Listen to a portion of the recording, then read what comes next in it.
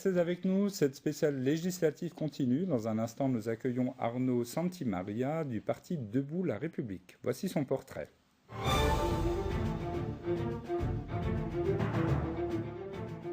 Avec ses 25 ans, il est le plus jeune des candidats de la 5e circonscription. Arnaud Santimaria est né et a vécu à Sarreguemines jusqu'à l'année de son bac.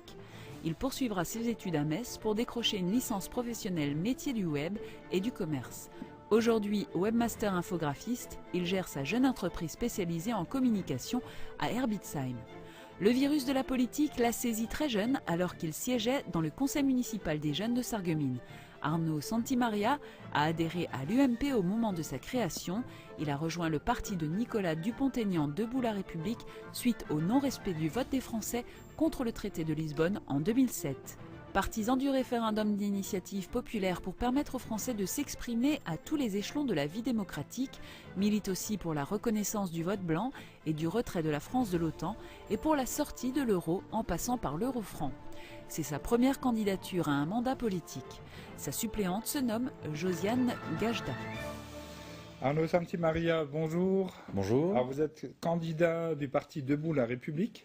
C'est ça, exactement. Quelles sont vos sources de motivation pour être le député de l'arrondissement? Alors, c'est des choses très simples, c'est mes convictions. Donc, je suis très attaché à Sarreguemines, sa région, la circonscription, parce que je suis natif de Sarreguemines. J'ai vécu plus de 20 ans sur Sarreguemines. Et donc, c'est une ville qui est très belle, on a quand même un dynamisme. On a le mélange ville, campagne, donc qui est fort appréciable, et donc c'est justement pour faire perdurer le développement de notre agglomération. Alors, au législatif, l'électorat a tendance à, je dirais, à voter une personne pour ses qualités et non pas un parti. Alors, quelles seraient les qualités qui feraient de vous un bon député? Alors donc, nous à Debout la République, on veut changer la politique, on veut changer la vision que les gens ont de la politique. Ces 30 dernières années, on a eu des belles promesses, jamais tenues. Donc les gens commencent à se désintéresser petit à petit de la politique, et ça c'est une tendance qu'il faut inverser parce que c'est très important. Et on veut leur montrer qu'il y a des partis qui existent, alors on nous appelle des petits partis.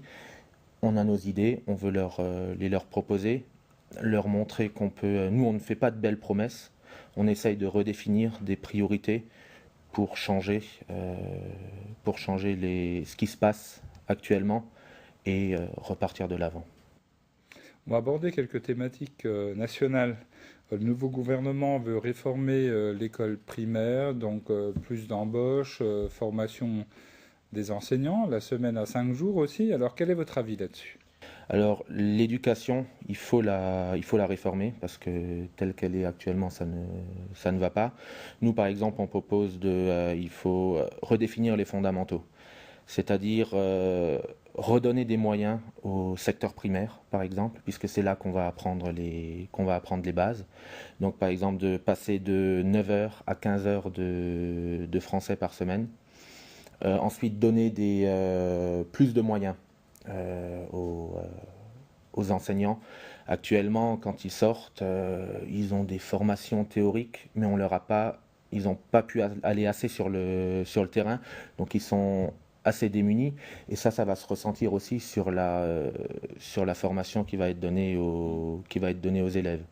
Donc il faut recentrer ces priorités-là, que le professeur ait aussi des niveaux de l'autorité, parce que là actuellement, j'ai un exemple de quelqu'un qui est maintenant professeur des écoles. Il a donné une punition à un élève. Les parents sont tout simplement arrivés et ont dit non, il ne fera pas sa punition. On dit au bout d'un moment, il faut redonner la possibilité de travailler sereinement au corps de l'éducation. On parle beaucoup d'Europe en ce moment. Alors l'Europe, source de tous les maux, ou l'Europe une chance pour l'avenir? L'Europe telle qu'elle est actuellement, c'est quelque chose qui ne pourra pas fonctionner sur la durée, et on le voit très bien. Les événements actuels nous le montrent bien avec la Grèce. À Debout la République, ça fait maintenant, il y a 3 ans, Nicolas Dupont-Aignan, donc le président du parti, avait dit attention, faites attention avec la Grèce, on en reparlera lorsqu'on devra négocier sa sortie de l'euro. On nous avait traité de fous, d'anti-européens actuellement, et malheureusement, les événements nous donnent raison. Donc il faut revoir le fonctionnement de l'Europe. Là, on part sur un fédéralisme, mais qui n'est pas possible. On a des pays qui sont tellement différents qu'un fédéralisme sur l'Europe, ça ne peut pas fonctionner. Quand on voit l'Europe du Nord, l'Europe du Sud, de l'Est ou de l'Ouest, les économies ne sont pas les mêmes. Il faut revenir à l'Europe qu'on avait au temps du général de Gaulle. C'était quoi? C'était une Europe de coopération. Chaque pays avait ses forces, avait ses connaissances, son savoir-faire. On les mettait en commun et on faisait des beaux projets. Ariane, Airbus, par exemple, c'est des projets qui ont été faits avant la monnaie unique et qui ont fonctionné très bien. Donc cette monnaie unique, et c'est aussi notre mal actuel, parce que il faudrait revenir sur un euro où chaque pays peut évaluer ou dévaluer selon ses besoins et pouvoir emprunter de nouveau, par exemple, à taux zéro. À taux zéro. Ah oui, c'est si on le voit actuellement, je veux dire, tout est dirigé par Bruxelles et au niveau en France, on ne peut plus diriger et mener une vraie politique de développement. Alors, la crise et la dette préoccupent beaucoup les Français et la dette contraint l'État français à réduire ses dépenses. Alors il y a des domaines où j'imagine on peut y aller et puis d'autres domaines où il ne faut pas faire de concessions. Votre avis? Alors, on peut faire des économies et on peut faire tout en continuant à développer d'autres centres d'intérêt. Donc par exemple, il faudrait réduire les niches fiscales. Déjà là, on a trop de niches fiscales qu'on a créées, c'est de l'argent qu'on ne récupère pas. Donc en abrogeant un grand nombre de niches fiscales, on peut récupérer quand même pas mal d'argent. La dette, le problème de la dette, donc comme j'ai dit, donc c'est ce système d'euro de monnaie unique tel qu'elle est là, est dirigé, fait par des marchés financiers. Il faut réussir à sortir de ces marchés financiers, parce qu'actuellement on rembourse chaque année 50 milliards de dettes. Mais dans la dette, c'est de l'intérêt. C'est 50 milliards d'intérêts. On pourrait, en revenant sur un emprunt à taux zéro, réduire de 20 milliards par année le remboursement effectué. Et donc, toutes ces sommes-là peuvent être réinjectées. Donc, par exemple, la défense, l'éducation, les emplois, la réindustrialisation, tout ça, c'est la sécurité. Ça, c'est des choses, par exemple, pour la sécurité, avec 1 milliard d'euros par année, on pourrait cesser la suppression des départs en retraite de nos policiers et de nos gendarmes, reconstruire 20 000 places de prison supplémentaires, mais pas forcément en construisant des nouveaux bâtiments, mais en réadaptant par exemple les casernes désaffectées. Donc on a des places et on peut investir. Nous sommes à 7 minutes. On a beaucoup parlé d'immigration lors de la présidentielle. Alors localement, est-ce que selon vous, l'immigration pose un problème? Alors, pas forcément maintenant localement. On est dans un territoire quand même qui a beaucoup vécu l'immigration après la guerre. On a fait venir donc des Polonais, des Italiens dans les pays de l'Est pour reconstruire. Et donc ça s'est bien passé, mais l'immigration de manière générale, il faut savoir la gérer. Nous, on propose par exemple, il faudrait diviser par 2 le nombre d'immigrants par année. Et en proposant par exemple d'aider les pays en développant des choses, donc ce qu'ils viendraient rechercher chez nous, de façon à ce qu'ils ne viennent pas justement chez nous rechercher quelque chose qu'ils n'ont pas chez eux. Donc par exemple, on va dans des conflits comme la Libye, l'Afghanistan, il faut aussi aider à reconstruire.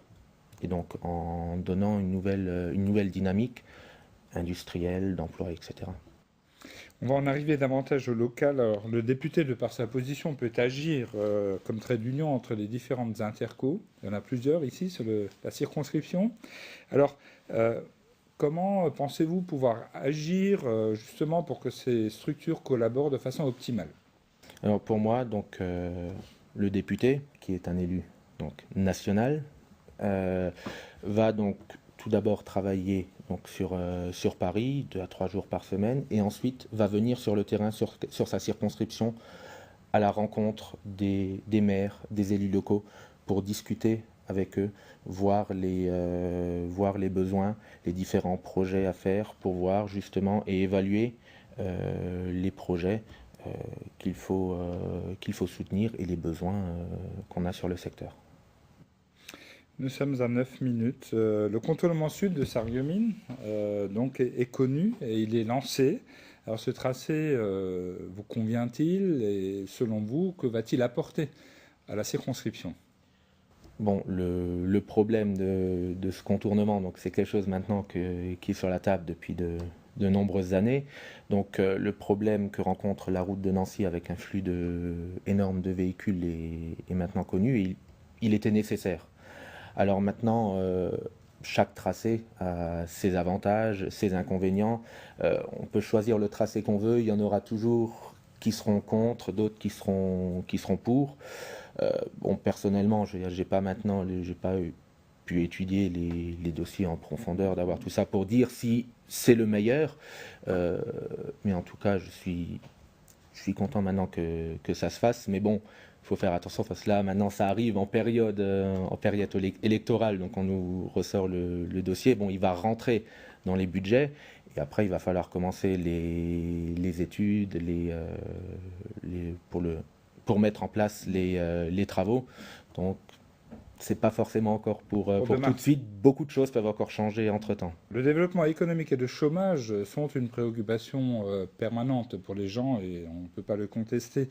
Quels sont les risques et les opportunités que vous identifiez ici sur le territoire? Alors, donc, on a sur le territoire et sur la Lorraine en général, on a beaucoup subi la désindustrialisation. Une crise industrielle forte, par exemple pour cette année, donc il est quand même prévu une récession de 0,4% sur la Lorraine. Donc il faut avant tout stabiliser et arrêter cette désindustrialisation et ensuite réindustrialiser. Donc on a quand même 1 million d'emplois industriels qui ont disparu. Et à Sarreguemines, on a la chance d'avoir une zone industrielle qui est très riche, mais sur les dernières années, il n'y a plus de nouvelles industries qui sont venues s'y implanter.